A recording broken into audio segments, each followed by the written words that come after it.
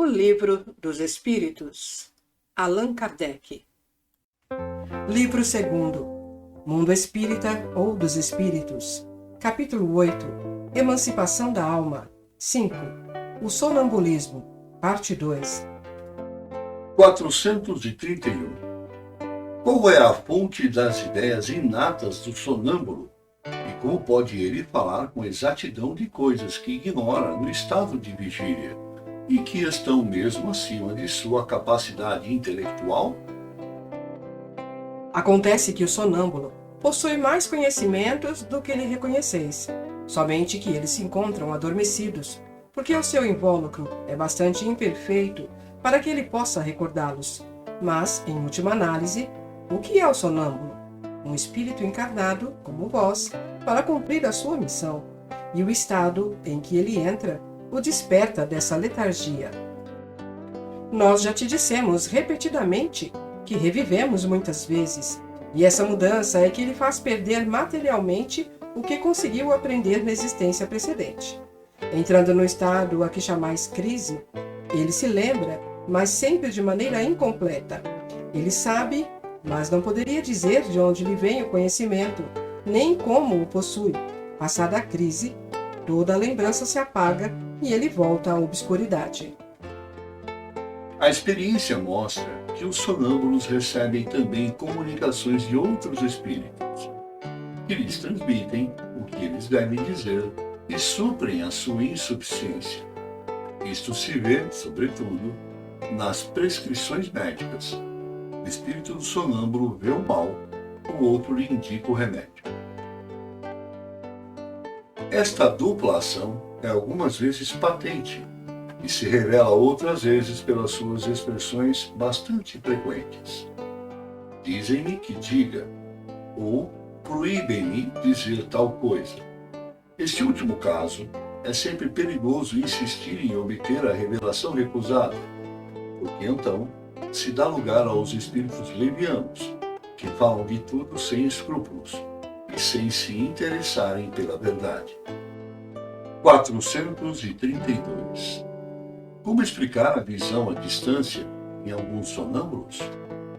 A alma não se transporta durante o sono? O mesmo se verifica no sonambulismo. 433. O desenvolvimento maior ou menor da clarividência sonambúlica depende da organização física ou da natureza do espírito encarnado?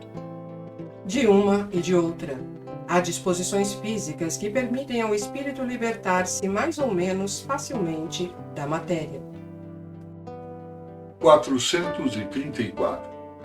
As faculdades de que o sonâmbulo desfruta são as mesmas do espírito após a morte? Até certo ponto, pois é necessário ter em conta a influência da matéria a que ele ainda se acha ligado. 435. O sonâmbulo pode ver os outros espíritos? A maioria os vê muito bem. Isso depende do grau e da natureza da lucidez de cada um. Mas às vezes ele não compreende de início e os toma por seres corporais. Isso acontece, sobretudo, com os que não têm nenhum conhecimento do espiritismo. Eles ainda não compreendem a natureza dos espíritos. O fato os espanta, e é por isso que julgam estar vendo pessoas vivas. O mesmo efeito se produz ao momento da morte, entre os que ainda se julgam vivos. Nada ao seu redor lhes parece modificado. Os espíritos lhes aparecem como tendo corpos semelhantes aos nossos, e eles tomam a aparência de seus próprios corpos como corpos reais. 436. O sonâmbulo que vê a distância, vê do lugar em que está o seu corpo, ou daquele em que está a sua alma? Por que esta pergunta? Pois se é a alma que vê, e não o corpo. 437. Sendo a alma que se transporta, como pode o sonâmbulo experimentar no corpo as sensações de calor ou de frio do lugar em que se encontra a sua alma, às vezes bem longe do corpo? A alma não deixou inteiramente o corpo. Permanece sempre ligada a ele, pelo laço que os une. E é esse laço o condutor das sensações. Quando duas pessoas se correspondem entre uma cidade e outra, por meio da eletricidade, é esta o laço entre os seus pensamentos.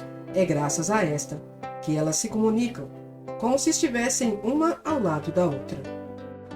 438. O uso que um sonâmbulo faz da sua faculdade influi no estado do seu espírito após a morte?